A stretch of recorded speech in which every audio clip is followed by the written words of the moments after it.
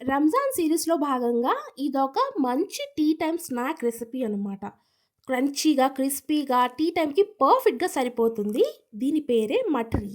So, దీని తయారీ విధానం చూసేద్దాం.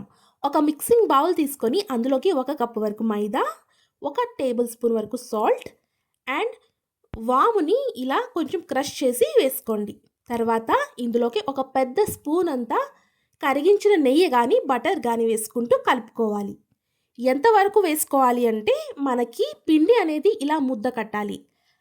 సరిపోకపోతే ఇంకొక స్పూన్ వేసుకోవచ్చు. సో, ఈ విధంగా మనకి ముద్ద కట్టాలి. అప్పుడే మనకి క్రిస్పీగా వస్తాయి. లేకపోతే నూనె ఎక్కువ పీల్చేస్తాయి. చూసారు కదా! ఈ విధంగా మనకి ముద్ద కట్టాలి. తర్వాత కొంచెం కొంచెంగా వాటర్ వేసుకుంటూ మనం డో అనేది కలుపుకోవాలి. ఇక్కడ పిండి ముద్ద అనేది గట్టిగా ఉండాలి. ఎక్కువ వాటర్ అయితే వేయొద్దు. ఎక్కువ వాటర్ వేస్తే ఎక్కువ నూనె పీల్చేస్తుంది. ఇది డీప్ ఫ్రై ఐటెమ్. సో, ఇలా కలుపుకున్న తర్వాత ఒక 20 నిమిషాల వరకు దీన్ని మనం పక్కన పెట్టుకుందాం. ఇక్కడ పిండి అనేది మినిమమ్ 20 నిమిషాల వరకు నానబెట్టాలి.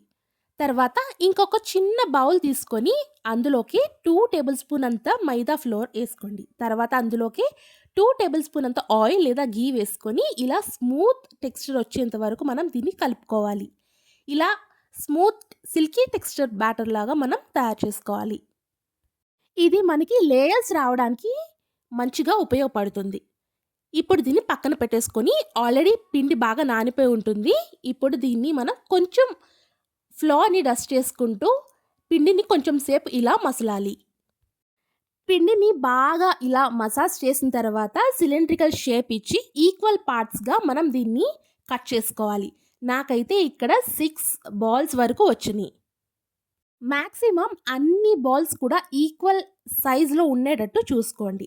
తర్వాత ఇలా బాల్స్ తయారు చేసుకొని సేమ్ అదే ఫ్లోర్ మీద కొంచెం కొంచెంగా పిండి జల్లుకొని పల్చగా చపాతీ ఎంత వీలైతే అంత పల్చగా చపాతీలాగా ఇలా ఒత్తుకోవాలి. మనం కింద హ్యాండ్ పెడితే ట్రాన్స్‌పరెంట్‌గా మన హ్యాండ్ కనిపించాలి. అంత పల్చగా మనం దీన్ని ఒత్తుకోవాలి. ఇలా ఒత్తుకున్న చపాతీలన్నీ ఒక సైడ్‌కి పెట్టుకోండి.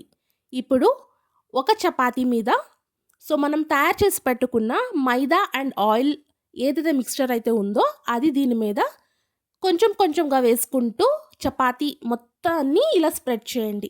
సో, చిరగకుండా, స్పాయిల్ అవ్వకుండా, ఎక్కువ వేయకుండా ఇలా స్ప్రెడ్ చేసుకుంటూ కొంచెం కొంచెంగా పొడిపిండి వేసి మళ్ళీ నెక్స్ట్ ఇదే ప్రాసెస్‌ని మొత్తం చపాతీలు అయ్యేంత వరకు రిపీట్ చేయండి.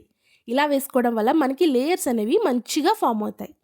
సో, అన్ని చపాతీలైతే నేను ఇలాగా తయారు చేశాను. తర్వాత వీటన్నిటిని ఒక సర్కిల్ షేప్‌లో వచ్చేంత వరకు నేను దీన్ని కొంచెం కొంచెంగా ఒత్తుకున్నాను. ఎక్కువ ఒత్తాల్సిన అవసరం లేదు. జస్ట్ ఒక కరెక్ట్‌గా సర్కిల్ షేప్ ఇవ్వడానికి నేను ఇలా చేశాను. తర్వాత కొంచెం కొంచెంగా రోల్ చేసుకుంటూ రావాలి. ఎక్కడ కూడా గ్యాప్ వదలకుండా ఇలా రోల్ చేయాలి. సో, ఎడ్జెస్ అనేవి ఈక్వల్‌గా రావడం కోసం నేనిక్కడ లాస్ట్‌లో నేను మైదా మిక్స్చర్‌ని అప్లై చేసి ఎడ్జెస్‌ని ఇలా కట్ చేసేసాను. ఇలా చేయడం వల్ల నాకు అన్‌ఈవెన్‌గా అయితే స్నాక్ రాదు. ఇప్పుడు దీన్ని ఒక్కొక్క ఇంచ్ గ్యాప్ ఇచ్చుకుంటూ నేను దీన్ని కట్ చేసుకున్నాను. సో, ఫస్ట్ ఎడ్జెస్‌ని కట్ చేసేసి తర్వాత కొంచెం కొంచెంగా జస్ట్ 1-1.5 ఇంచ్ గ్యాప్ ఇచ్చుకొని ఈ విధంగా నేను కట్ చేసుకున్నాను. ఇక్కడ నేను మీకు లేయర్స్ చూపిస్తాను ఎంత బాగా ఫార్మ్ అయిందో. సో, ఇది ఎలా అయింది అంటే ఆల్రెడీ మనం అప్లై చేసాం కదా! మైదా అండ్ ఆయిల్ మిక్స్చర్ దానివల్ల ఇలా లేయర్స్‌లా ఫార్మ్ అవుతాయన్నమాట. సో, చూడడానికి కాజాలా ఉంది కదా! సో, ఇప్పుడు దీన్ని మనం కొంచెం ఫ్లాట్‌గా చేసుకొని ఒత్తుకోవాలి. సో, ఎక్కువ ఫ్లాట్ చేసేయొద్దు. జస్ట్ లైట్‌గా చాలా జెంటిల్‌గా దీన్ని ఒత్తుకోవాలి. ఇలా అన్నిటిని ఒత్తుకొని ఒకసారి కవర్ చేసి పెట్టుకోండి. ఎందుకంటే ఎక్కువ ఆరిపోకుండా ఉంటాయి కాబట్టి. చేయడానికి కొంచెం లెంతీ ప్రొసీజర్ అయినా దీన్ని మనం 1 మంత్ వరకు స్టోర్ చేసుకొని తినొచ్చు. సో, ఇప్పుడు నేను ఆయిల్ హీట్‌కి పెట్టాను. సో, ఆయిల్ అనేది ఎక్కువ హీట్ అయితే అస్సలు ఉండకూడదు. చాలా వార్మ్‌గా ఉండాలి. సో, ఆయిల్ లైట్‌గా హీట్ అయిన తర్వాత మనం ఒకదాని తర్వాత ఒకటి డ్రాప్ చేసుకుందాము. సో, దీన్ని వెంటనే స్పూన్ పెట్టి కలపకుండా దాని అంతటా అదే పైకొస్తాయన్నమాట. సో, ఇది ఖచ్చితంగా పాటించాలి. లేకపోతే లోపల పచ్చిగా ఉండిపోతాయి. ఎక్కువ టెంపరేచర్ అయితే అస్సలు పెట్టొద్దు. సిమ్ టు మీడియం ఫ్లేమ్‌లో పెట్టుకొని మాత్రమే దీన్ని మనం ఫ్రై చేసుకోవాలి. ఒకదాని తర్వాత ఒకటి సేమ్ ఇదే ప్రొసీజర్ లాస్ట్ వరకు కంటిన్యూ చేసేయండి. సో, సేమ్ రెసిపీ మనం పిండి కలిపినప్పుడు వాము వేయకుండా అండ్ ఇక్కడ ఫ్రై చేసిన తర్వాత షుగర్ సిరప్‌లో వేస్తే మనకి స్వీట్ రెసిపీ కూడా ఈజీగా తయారైపోతుంది. సో మీరు కూడా ట్రై చేయండి. మీ ఫ్యామిలీ అండ్ ఫ్రెండ్స్‌కి షేర్ చేయడం మర్చిపోవద్దు. ఇంగ్రీడియెంట్స్ నేను డిస్క్రిప్షన్ బాక్స్‌లో ఇస్తాను. చెక్ చేయండి. అండ్ ఇంకొక సజెషన్ ఏంటంటే ఇక్కడ మైదా బదులు మీరు గోధుమ పిండి కూడా వాడుకోవచ్చు. అండ్ డీప్ ఫ్రైకి బదులుగా మీరు ఎయిర్ ఫ్రై‌లో కూడా దీన్ని మీరు ఫ్రై చేసుకోవచ్చు. ఇది కంప్లీట్‌గా హెల్తీ రెసిపీ అని నేను చెప్పను. బట్ మన ఇంట్లో హైజీనిక్‌గా తయారు చేసుకునేది ఏదైనా కూడా మనకి హెల్తీలానే అనిపిస్తుంది.